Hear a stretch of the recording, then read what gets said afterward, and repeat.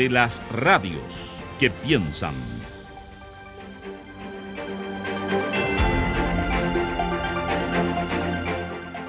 Son las 8:41. Continuamos en Radio Análisis en este día viernes 9 de junio del año 2023.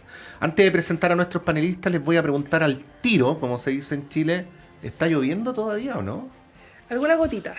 ¿Sí? Sí, pequeñas gotitas. Ya, Sí. ya.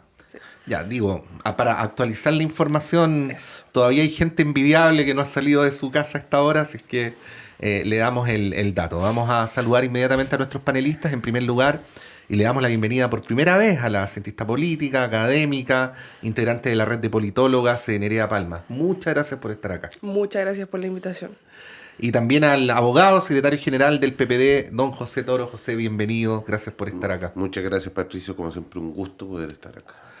Sí, pues bueno, vamos al episodio de Talcahuano, que no da para reírse mucho, pero sí hay mucho por explicar porque se ha entregado mucha información confusa. De hecho, con la mayor calma que da el paso del tiempo, hay que señalar que lo que realmente ocurrió todavía está por esclarecerse. No es necesariamente como se dijo al principio, o puede que sí, pero hay ahí algunas preguntas, ¿no? Porque, a ver, para decirlo directamente y enrilar la conversación, originalmente se habló de que en el contexto de un operativo de salud se habían hecho tocaciones indebidas, ¿no?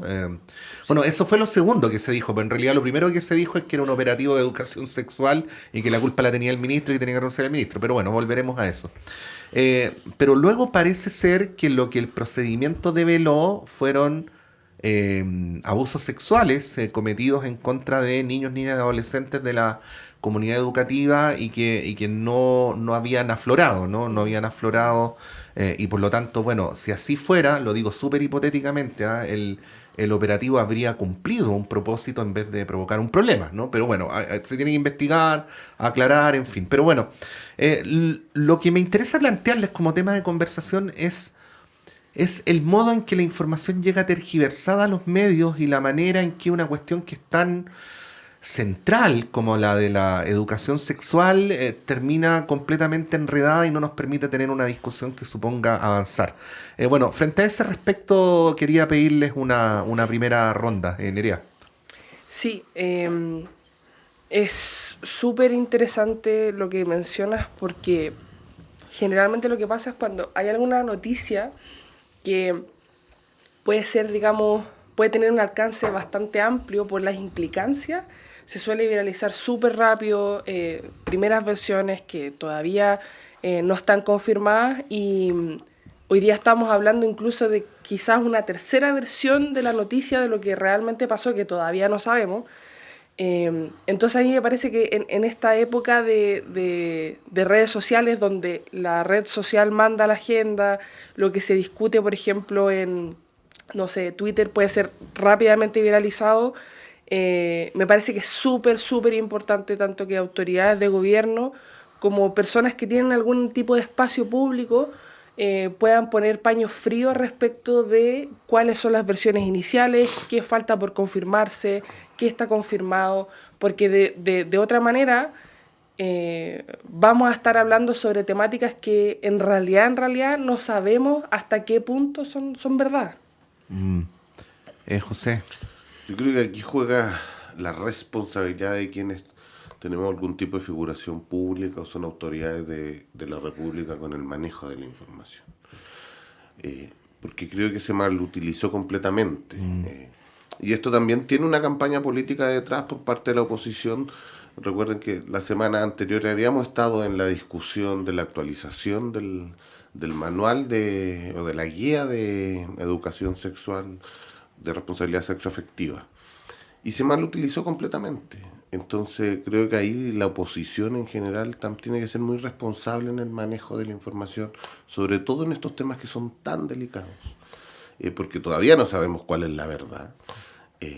Yo me lo pregunto, no inocentemente, pero digo, mira, si esto hubiera pasado en algún municipio de algún partido de gobierno, el escándalo sería brutal y la relación con la guía de educación sexoafectiva sería completa. ¿No?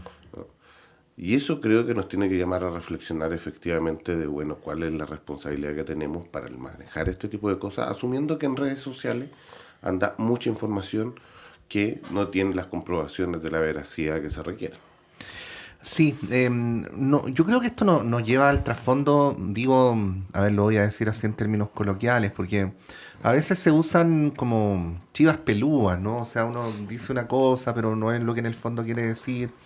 Yo creo que el trasfondo, y que es un trasfondo eterno, ¿ah? Que ocurre en todo el mundo y en todas circunstancias, es cuál debería ser el rol del sistema educativo en la educación sexual. Yo creo que ese es el trasfondo, ¿no? Porque, como decíamos en la entrevista más temprano al diputado Santana, hay sectores que piensan que la educación no debería hacerse cargo de estos temas, ¿no? Que debería estar definitivamente fuera.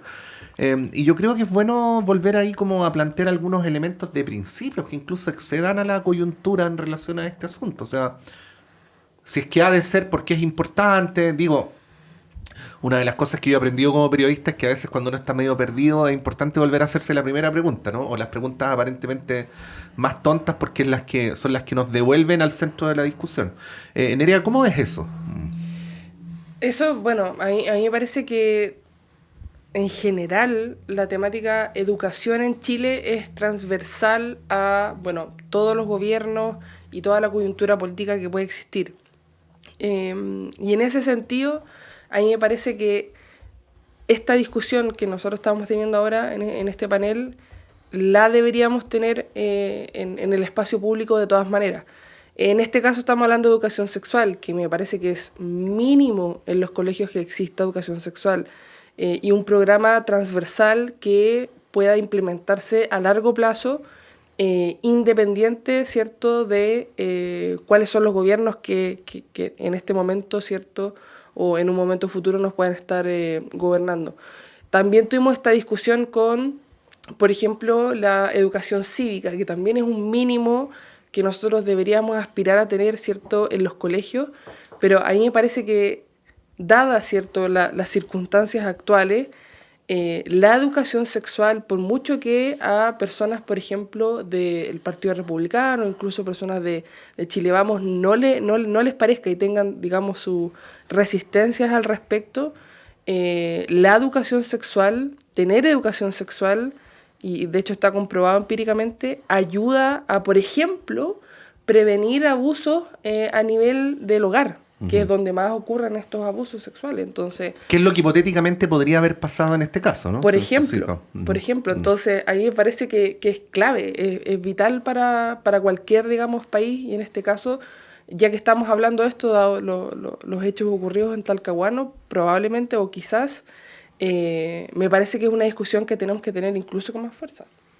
Sí, yo, José, hace un par de años cuando decía que había una discusión sobre cuestiones que no se deberían discutir, solía sacar mi carta ganadora y decía, bueno, veamos lo que dice Naciones Unidas al respecto. Bueno, ahora hemos llegado a la locura de que incluso hay gente que cuestiona Naciones Unidas, en fin, Sí. pero bueno, volvamos a la UNESCO, ¿no? Que es el organismo que el mundo reconoce, que los estados, independientemente de sus posiciones políticas y de su ubicación en el mundo, reconocen. Bueno, lo que plantea la UNESCO en general, y disculpa que me vaya como a lo global, pero para poder volver a situar el tema, es que todavía tenemos regiones del mundo donde hay altísimos niveles de contagio por VIH, por ejemplo, África, ¿no?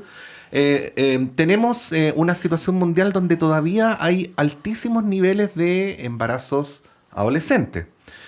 Luego tenemos todos los temas que tienen que ver con la manera de aprender a relacionarnos sexualmente de manera respetuosa, ¿no?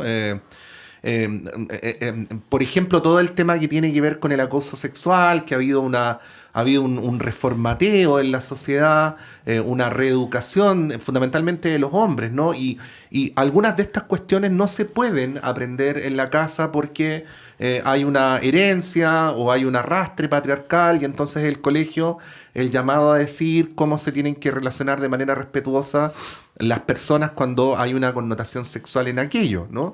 Bueno, la educación sexual entonces tiene que ver con un montón de cuestiones, ¿no? Y por eso la UNESCO plantea que es fundamental, que es un elemento constitutivo de cómo han de funcionar los currículos educativos en el mundo entero, ¿no?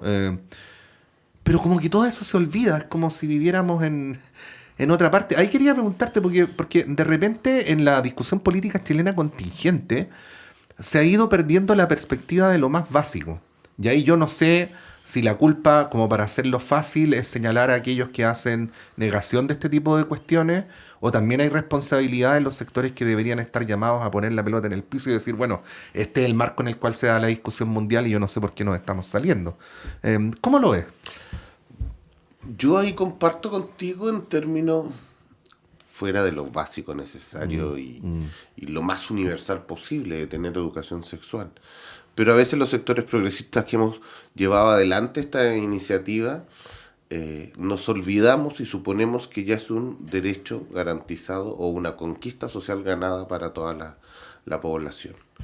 Y a veces ocurren estas cosas que nos hace volver a decir todavía, o esa pequeña conquista es muy endeble, por lo tanto tenemos que seguir colocándola en la discusión pública.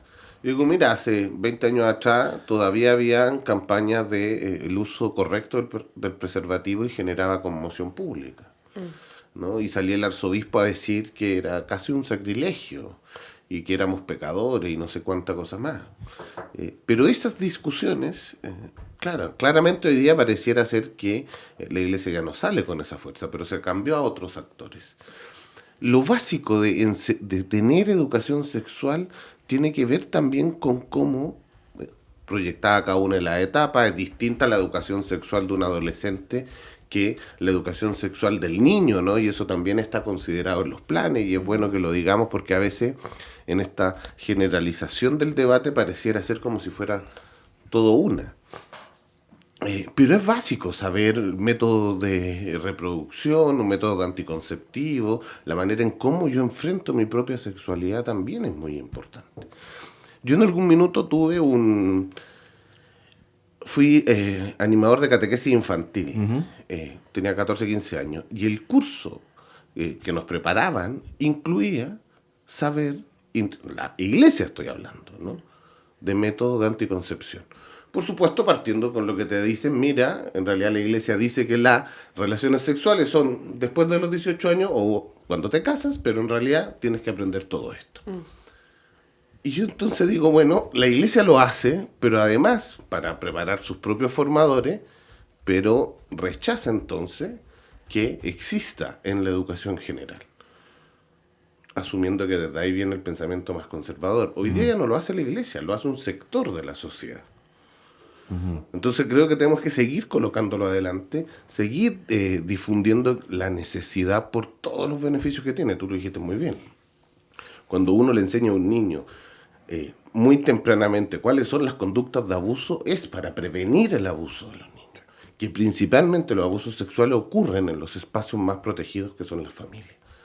Y desde la condición más vulnerable, la educación sexual en los colegios es la única herramienta que las familias, que ese niño tiene de poder acceder a una educación sexual, porque hay familias que jamás conversan estos temas. No, po.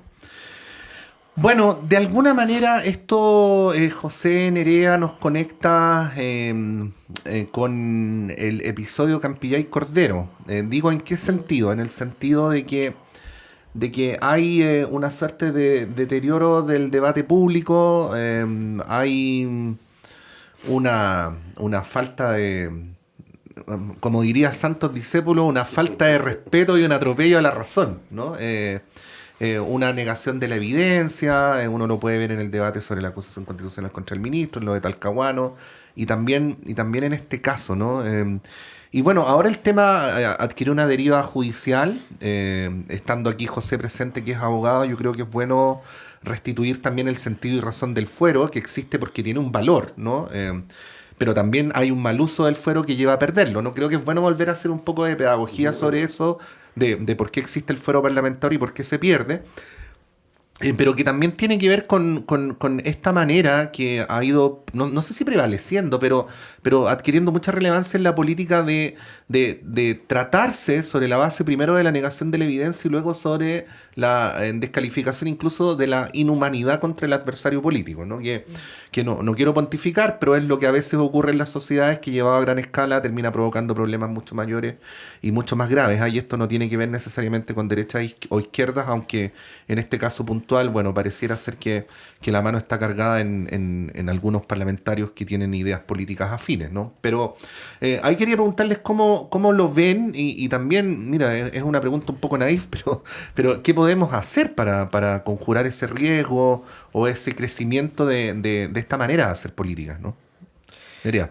Sí, eso me parece a mí lo más, digamos, preocupante porque no digamos que no es que no exista evidencia que demuestre que realmente hoy día la senadora Campillay fue víctima de violación de derechos humanos, porque hay evidencia que lo muestra, sino que pareciera ser que no hay evidencia suficiente para que, por ejemplo, personas como el exministro Varela, que en abril sacó una columna diciendo que la senadora Campillay tuvo responsabilidad en que le llegara la lacrimógena, exista para que, sobre todo sectores, digamos, en este caso personas que estuvieron en el gobierno de Sebastián Piñera, puedan decir si, bueno, realmente sí, efectivamente hubo esta violación de derechos humanos, así como también hubo otras, y que por ende, cierto, podamos estar discutiendo eso en vez de intentar decir, bueno, la senadora tuvo responsabilidad en que le llegara la lacrimógena, que a mí me parece francamente una vergüenza. Lo digo así con toda su letra. Entonces, a mí lo que me preocupa en demasía, no solamente en este caso que estamos hablando, sino que en demases, digamos, temas importantes, es que parece que hay un sector, ¿cierto?, que no hay evidencia suficiente que uno le pueda mostrar o argumentos que uno pueda presentar que realmente los hagan, digamos, hacer un mea culpa, en primer lugar, y en segundo lugar, admitir en el fondo que hubo en este caso en particular una violación a los derechos humanos de hoy día la senadora, y que por ende debe ser reparada y debe haber justicia también, en el fondo. Porque cualquier acto que cometa, digamos, una persona uniformada, en este caso la policía, ¿cierto?, que vaya más allá de la fuerza justificada que tiene Carabineros, debe ser, digamos, repudiado no solamente por hoy día el oficialismo, no solamente por sectores de izquierda, sino que debiese ser una condena transversal, sobre todo por la historia que tiene este país, me parece a mí. Sí. Bueno, te queremos escuchar, José Toro, pero déjanos ir una pausa brevísima y a la vuelta continuamos con las conversaciones en este día viernes en Radio Análisis, en Radio Universidad de Chile, en la red de radios que piensan y a través de las frecuencias de Chile TV en todo el país. Vamos y volvemos.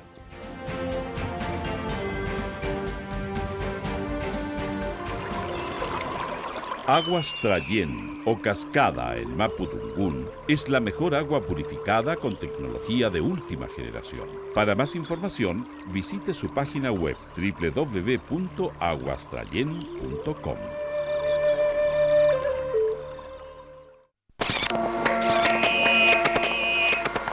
Perdidos en el espacio.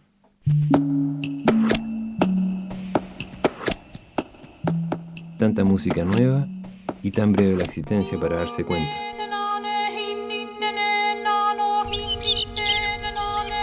Perdidos en el espacio. Lunes, 22 horas. Radio Universidad de Chile te invita a escuchar cada miércoles a las 16 horas Rocadictos. Un espacio donde te enterarás de terremotos, sequías, erupciones volcánicas, aluviones y todo lo que ocurre en torno a las ciencias de la Tierra en nuestro país y el mundo. Todo eso es motivo de conversación en Rocadictos. Académicos y académicas de los departamentos de Geología, Geofísica y del Centro de Ciencias del Clima y la Resiliencia de la Universidad de Chile se reunirán cada miércoles a las 16 horas para explicar estos fenómenos y responder tus preguntas. Rocadictos, miércoles 16 horas por Radio Universidad de Chile, 102.5 FM y radio.uchile.cl.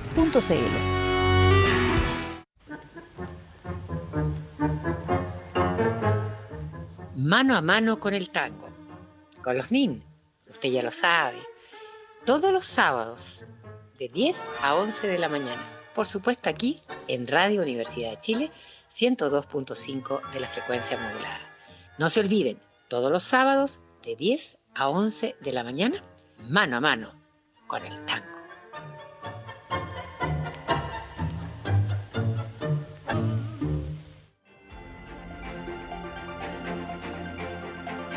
El Departamento de Prensa de Radio Universidad de Chile trabaja para mantenerlo informado.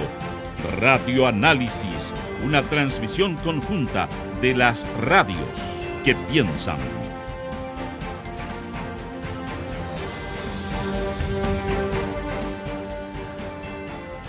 Ya, vamos a retomar lo que estábamos hablando en la pausa, pero para que al aire se entienda, no lo vamos a hacer ahora mismo, sino que vamos a continuar lo que estábamos hablando antes de la pausa. Recordar que son las 9:02 de la mañana, que estamos en Radio Análisis, que hoy nos acompaña la cientista política, académica e integrante de la red de politólogas Nerea Palma y el abogado y secretario general del Partido por la Democracia, José Toro. Bueno, estábamos hablando del caso puntual de la diputada Cordero en dos niveles, en el tema del foro parlamentario, que ahí yo me quería aprovechar en el buen sentido, José, de tu profesión de abogado para explicar, ¿no? Yo creo que siempre es bueno en los medios de comunicación volver a hacer un poquito de pedagogía. Y bueno, y también para preguntarte sobre esta cuestión más general, que tiene que ver con el deterioro del debate público y estas derivas, ¿no? Que quizás en otro momento de la política chilena nos hubieran parecido bien inimaginables. Sí, el fuero es un derecho que tienen las autoridades, en este caso los parlamentarios, que tiende a proteger su ejercicio, ¿no? El ejercicio parlamentario para efecto de poder tener una discusión libre, sin presión, y que en el hemiciclo y dentro del uso de este derecho puedan sacar adelante en su rol de fiscalización, y por lo tanto desde ahí es un beneficio hacia el rol parlamentario. Y en la protección de su mandato democrático, ¿no? Así es. Sí. Claro. Es el objetivo, ¿no? Proteger su rol fundamental.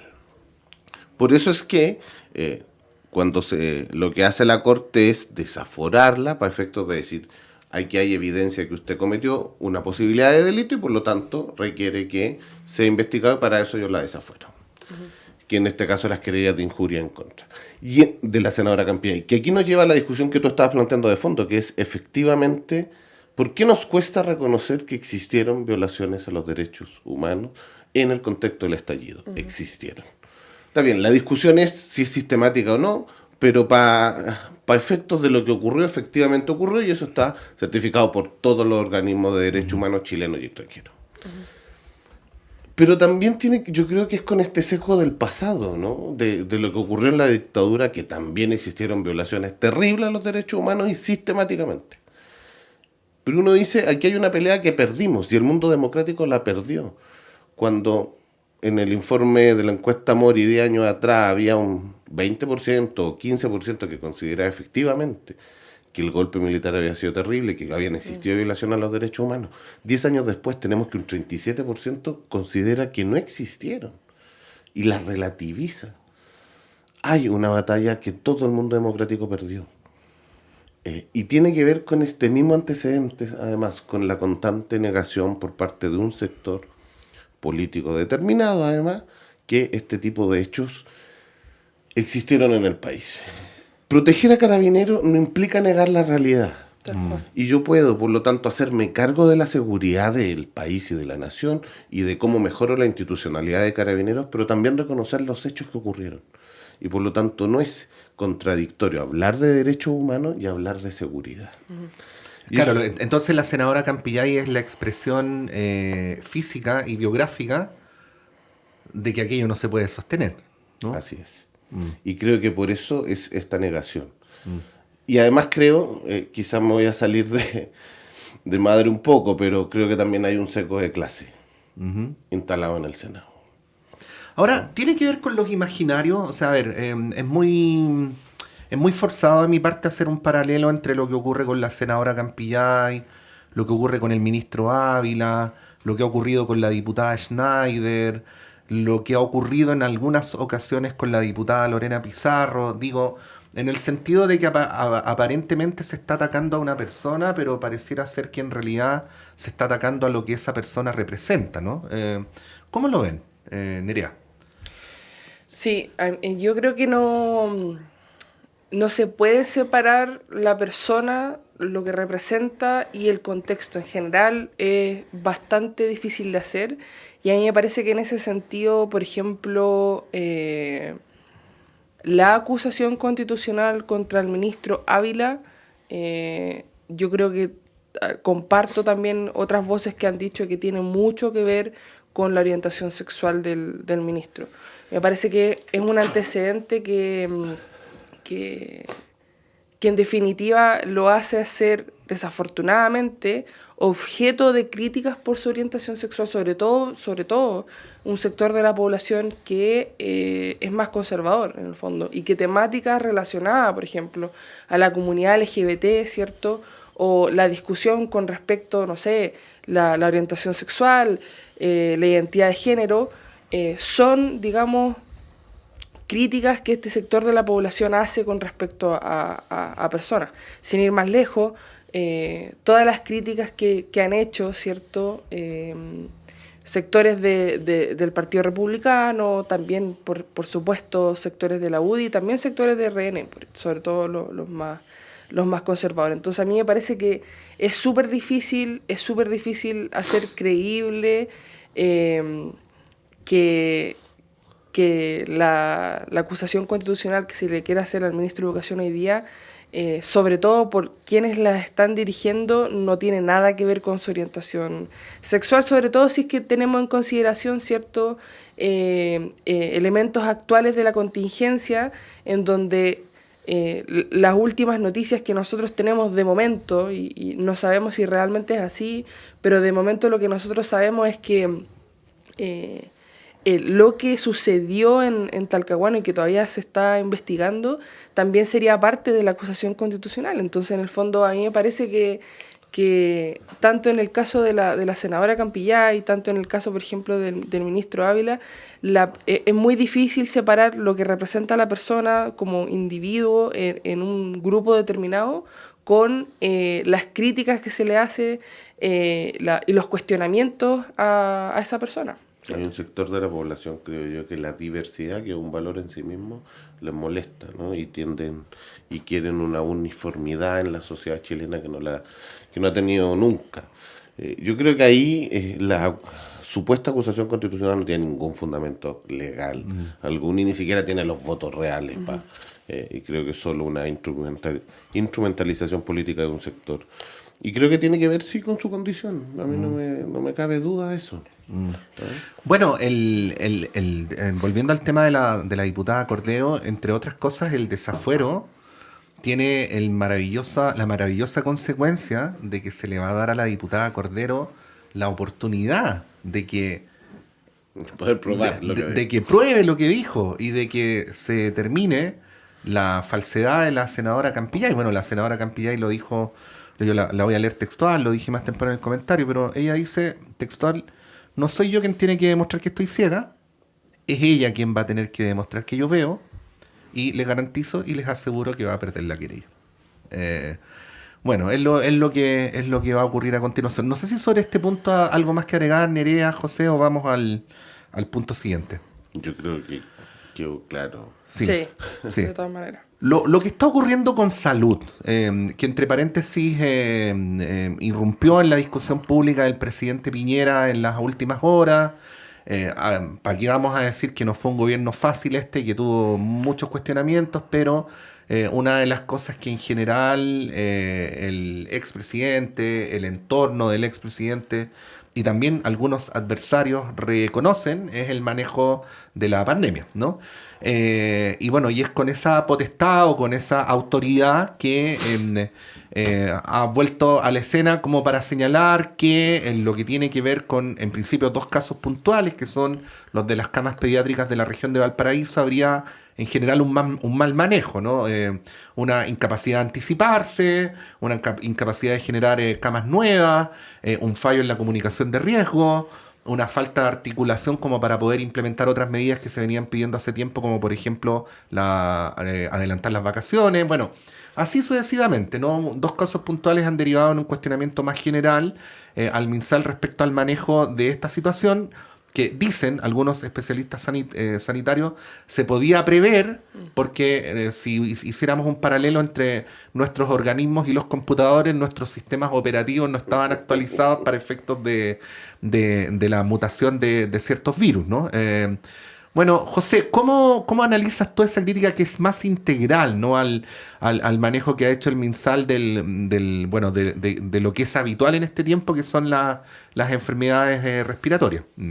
Bueno, yo creo que siempre en este tipo de materia hay espacios de mejora y de aprender de la experiencia que los trabajadores de la salud siempre tienen y la van manteniendo. Yo creo que ahí gran parte de haber pasado y de haber que el sistema funcionó muy bien en la pandemia tenía que ver con la expertise de los trabajadores y los funcionarios de la salud, en todos sus niveles, de la atención primaria, de los hospitales, en fin.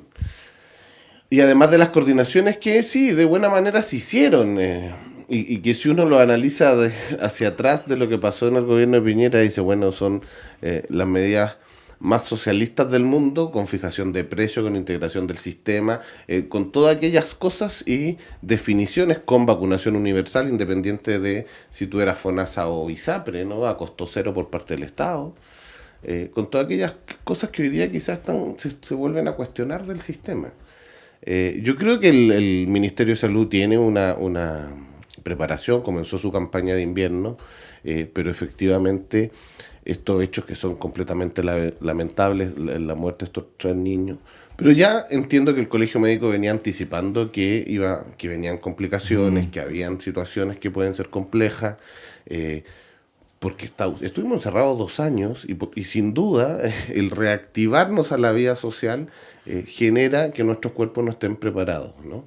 Y uno lo empieza a ver rápidamente en los niños, cómo van. Por eso una de las frases preferidas de los últimos días, que yo la escucho en todas partes, todo el mundo está resfriado, ¿no? Como para decir en sentido figurado que bueno, aquí en todos los lugares hay gente con licencia, aquí también, y así sucesivamente. Pero yo creo que tenemos que seguir aprendiendo y seguir tomando las medidas adecuadas por parte del sistema de redes asistenciales. Siempre hay algo que mejorar, ¿no?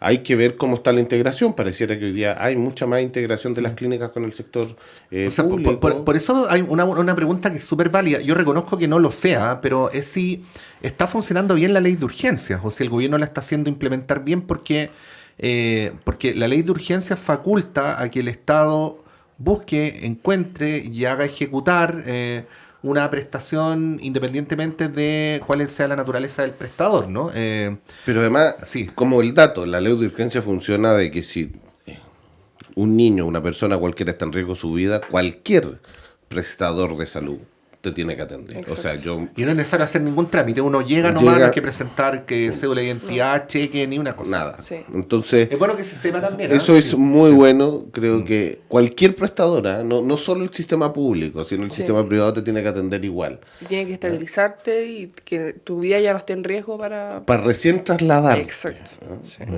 Y eso es algo que uno es bueno que lo contemos así porque salva la vida a muchas personas. Sí, yo quería mencionar ahí que a mí me parece que a pesar de que ha recibido críticas del anuncio del expresidente Piñera, a mí me parece que es clave que el conocimiento que se formó en la pandemia, que por supuesto ningún país está absoluta y completamente preparado porque era imposible prepararse para una pandemia que en realidad... si nos hubiesen dicho que iba a haber una pandemia de las características de las que tuvimos hace 3 años atrás, 3 años antes de la pandemia, nadie hubiese, digamos, imaginado ni las dimensiones, ni lo que nos tocó vivir, ni lo que tuvo que estar preparado los países. Entonces a mí me parece que el conocimiento que se acumuló en el manejo de la pandemia no solamente debería, ¿cierto?, ser transmitido a otros gobiernos, porque es un conocimiento súper valioso, sino que además debería siempre estar a disposición, sobre todo en las campañas de invierno, que es donde vemos estos brotes de virus, ¿cierto?, en su periodo más alto. Y quizás ahora, en este momento, no estamos en el pic, todavía no lo sabemos, y eso tiene ese conocimiento, ¿cierto?, de cómo manejarlo, tiene que estar a disposición de todos los gobiernos que vengan. Entonces a mí me parece que que en realidad es un mínimo que nosotros deberíamos tener, sobre todo en el contexto de el conocimiento de la pandemia que probablemente en algunos años más, quizás 100 años más o quizás menos, nos va a tocar vivir nuevamente. Y ahí en un punto creo que la experiencia de la vacunación e insistir en la vacunación y en las campañas. Creo que quizás puede ser que ahí hemos estado más débil, digo, desde el gobierno y desde el ministerio, pero hay que insistir en la vacunación Sí. de niños, de todos los adultos, porque eso finalmente nos ayuda, ¿no? Sí. Bueno, ha habido una crítica del Colegio Médico al gobierno por esto, así es que es importante que esto se pueda esclarecer y que evidentemente podamos enfrentar de mejor manera la situación. Está todavía en el aire el tema de adelantar o no las vacaciones, que es un tema que parece importante, y entre medio, bueno, está la presentación de la idea de decretar estado de excepción por la crisis respiratoria. Quería preguntarles a ustedes qué opinan de eso.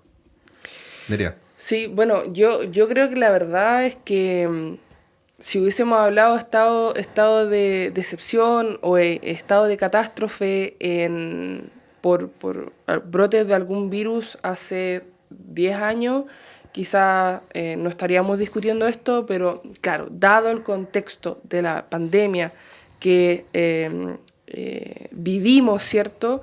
Estado de catástrofe y estado de excepción puede salir al tema de conversación a raíz de lo que vivimos. Ahora, a mí me parece que es algo que se tiene que discutir, porque hablábamos en off, ¿cierto? Que estado de catástrofe y cualquier estado, digamos, que limite el Estado de Derecho no se tiene que tomar a la ligera, ¿cierto? Es algo que se tiene que conversar en profundidad, se tiene que discutir si realmente es algo que debiésemos aplicar. Yo entiendo, como decía, que a raíz de la pandemia que vivimos, esto puede salir más, digamos, más rápido, sobre todo en temáticas de salud, pero me parece que no tenemos que tomarlo a la ligera, y me parece que es algo que tenemos que seguir discutiendo, absoluta y completamente.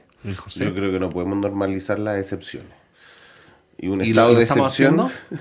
estamos normalizando las Claro, excepciones. yo decía, ¿Ah? voy a transparentarlo, decían en la pausa que también se había planteado el tema a propósito del asesinato del carabinero, que bueno, un estado de excepción es restringir las libertades individuales, entonces que nos encerremos, que después de cierta hora uno no pueda desplazarse eventualmente. Que el Estado y la Fuerza de Seguridad puedan restringir Que tus el- libertades individuales. Que las De eso Fuerzas estamos Armadas hablando. asuman labores Entonces, claro, en la pandemia, en el estallido social, Fuerzas Armadas. En la pandemia, Fuerzas Armadas. Y todo es Fuerzas Armadas y, perdón, no se soluciona con Fuerzas Armadas. Yo entiendo los roles que hoy día están cumpliendo en el norte, infraestructura crítica, en fin.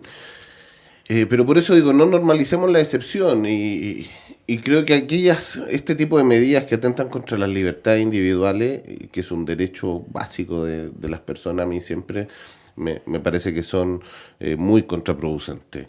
Porque lo empezamos a normalizar, entonces el día en que yo no pueda salir de mi casa, que no pueda transitar libremente, que no me pueda ir a mi trabajo libremente, como nos pasó en la pandemia, producto de los estados de excepción, y yo asuma que eso es lo normal, eso es lo que corresponde, creo que tenemos un problema en el sistema democrático. Sí, pareciera que es como la solución para todo. O sea, hay un brote de un virus, bueno, estado de catástrofe. Se muere un carabinero, estado de catástrofe.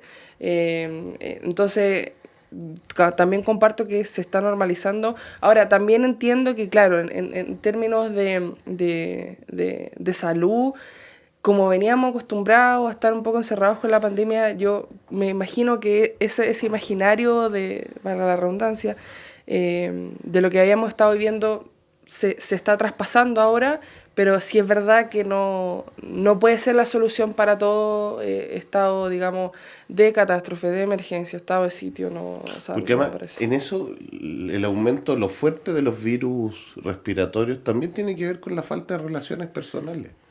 De la generación, ¿cómo se llama? ¿De cristal? No. Generación así como pandémica. No, me refiero a que tu cuerpo, tu sistema inmunológico va desarrollando su propio... Sí, por alguna carga, razón ¿no? por alguna razón los cabros chicos pasan resfriados entre los 2 y los 6 años, y de los 7 en adelante como que ya no se resfrían más, ¿no? Por eso uno cuando... Pero eso también hay un fenómeno social ahí, que en la relación con otros van generando Claro, anticuerpos. obvio. ¿no? De eso se trata. Y estos 2 años de pandemia nos faltaron la generación de Sí. anticuerpos. Sí. Bueno, es probable, no es seguro, pero es probable que esta vez ya ni siquiera famosa, sino celebérrima, ¿no? Tercera sala de la Corte Suprema se pronuncie sobre los recursos de aclaración. Hay que recordar que no solo presentó el gobierno, sino también las propias ISAPRES. Hay dos miradas de ver esto. Obviamente hay dos opciones. Una es mantener la interpretación que todos conocíamos. A esta altura ya nadie puede sostener Y que dice el fallo. Y que digamos. dice el fallo, sí. Y hay otra que tiene que ver con tener una mirada más sistémica, ¿no? Y si es que hay una mirada más sistémica, si es el Poder Judicial o el Poder Legislativo el que se tiene que hacer cargo, ¿no? Pero como sea, están estas dos miradas. Primero, esta que tiene que ver con que las ISAPRES se hicieron de dinero mal habido y por lo tanto tienen que pagar, punto. Y esta otra mirada, que entre otras cosas se expresa en la editorial del Mercurio esta mañana, que es, ojo, no son solo las ISAPRES, es un sistema que tiene centros de salud, que tiene laboratorios, que tiene miles de usuarios, y no lo dice, pero da a entender la editorial que en nombre de una cierta concepción más formal de la justicia se podría estar generando un problema mayor que terminaría afectando a miles de personas que no recibirían la atención que necesitan, ¿no? Bueno, esas son las dos miradas en boga. ¿Cómo ves lo que debería ocurrir hoy día? Bueno, va a ser un poco políticamente incorrecto lo que voy a decir, pero me parece imposible que los individuos jueces, sin poner en cuestión bajo ningún punto de vista su capacidad como jueces, sean impermeables a todo este clima de opinión pública, ¿no? Está difícil. Yo creo que lo que hace la Corte es una manifestación bien y una señal bien clara en su fallo, de decirle al sector de las ISAPRES y a la industria de las ISAPRES que lo que vienen haciendo por 15 años de judicializar el alzas que no corresponden y por lo tanto sancionar el dinero mal habido efectivamente. Y le dice, usted tiene que pagar. Durante 15 años viene cobrando solo a las personas que, porque además generaron un mercado, del 100% que le subían los planes, solo el 30% reclamaba y por lo tanto habían 70% que era topón para adentro. Y por eso que está mal puesto la discusión, porque se trata de instalar como el miedo a que el sistema completo fracase, producto del cumplimiento de un fallo. El fallo hay que cumplirlo, y la ISAPRES lo tienen que cumplir, está bien, pueden ser en tiempo, porque son montos exagerados, uno puede considerar esa situación. Pero los controladores de la ISAPRE también son responsables de pagar. Entonces nos amenazan con que quiebran, bueno, pero ¿y los dueños no pueden aumentar el capital como ocurre en otras empresas? Cuando las empresas tienen crisis, ocurren que los dueños, porque entienden que el negocio funciona, si no, no existiría, van y aumentan el capital para absorber eventuales riesgos y condiciones de responsabilidad. Eso también hay que ponerlo en la discusión, porque hoy día pareciera ser todo que o la pagan las personas a través de que no le devuelvan la plata, o el Estado viene a subvencionar a la ISAPRE, entonces. Bueno, ¿y la responsabilidad de los controladores? ¿Y cómo ves tú la consecuencia política de que eventualmente la tercera sala respalde? O sea, no es que respalde, pero tenga finalmente asuma una posición de aclaración parecida a la mirada que expresó la ministra Vivanco. Digo, ya en el plano de las consecuencias políticas, ¿no? Yo interpreto que dado como se dieron los hechos, recuerda que el mismo pleno inmediatamente sale en esto como que es título personal. Yo creo que los tribunales hablan a través de sus fallos. ¿Y a ti te parece que el fallo es categórico? Y me parece que el fallo es categórico y que creo que se va a mantener por ahí. Nerea. Bueno, mi aporte fundamentalmente en esta discusión es desde la mirada politológica. Bueno, yo estaba leyendo harto y investigo temáticas también de desafección política. Y porque tiene dos indicadores. Uno de los indicadores más importantes de desafección política es la confianza institucional de las personas hacia nuestras instituciones políticas. Entonces, a mí me parece que si es que no respetamos el fallo, que lo hemos venido discutiendo las últimas semanas en demasía, y, por ejemplo, el órgano legislativo busca alguna manera de aplicar el fallo de manera diferente de lo que dice el fallo propiamente tal, valga la redundancia, vamos a estar contribuyendo a que exista más desconfianza con las instituciones políticas que no buscan, digamos, por ejemplo, respetar fallos, en este caso particular, y que además está relacionado con una temática que en el estallido social escuchamos mucho, abusos de, por ejemplo, el sector privado en desmedro, por ejemplo, de los ciudadanos. Entonces, a mí me parece que la desafección política hoy día es súper importante en Chile. Muy pocas personas confían en el Congreso, muy pocas personas confían en los partidos. Y si queremos abrir un camino para que se restablezcan estas confianzas, algo tan importante, ¿cierto?, que las personas confíen en las instituciones políticas, es imposible que miremos para el lado y que este fallo no se respete de la manera en que, valga la redundancia, el fallo dictamina. A mí me parece, digamos, lo mínimo. Es que ahí lo que hace la Corte es poner fin a un abuso sostenido del sistema de la ISAPRE. Y decir, señores, ustedes durante tanto tiempo subieron los precios solo, unilateralmente, sin ninguna justificación, y hoy día tienen que devolverlo. No, es que es muy apabullante la situación, porque si tienes miles de fallos que te dicen no lo sigas haciendo, si tienes un presidente de la Corte Suprema que todos los años en su mensaje anual te dice que no lo sigas haciendo, y lo sigues haciendo, y luego eso tiene consecuencias, y le echas la culpa al sistema, y no haces autocrítica, bueno, tiene que ver con las construcciones también, las construcciones de realidad, porque al fin y al cabo muchas de las discusiones que existen en la política tienen que ver con hacerle creer a las personas o meter en su cabeza una clasificación de aquí quiénes son los buenos y quiénes son los malos, ¿no? Pero bueno, en el caso de las ISAPRES, literalmente se les dijo miles de veces, ¿no? Literalmente. Años. Sí, sí. 10 años. Sí. Sí. O sea, digo, los abogados crearon un mercado además, ¿no? Exacto. Hubo un mercado y que además al ISAPRE le costaba, pagaba al abogado para defenderla y además las costas, porque la condenaban permanentemente en costas. Entonces, ahí creo que la ISAPRE pero fíjate tiene que era tan bueno el negocio que aún así les convenía más hacer eso que hacer caso.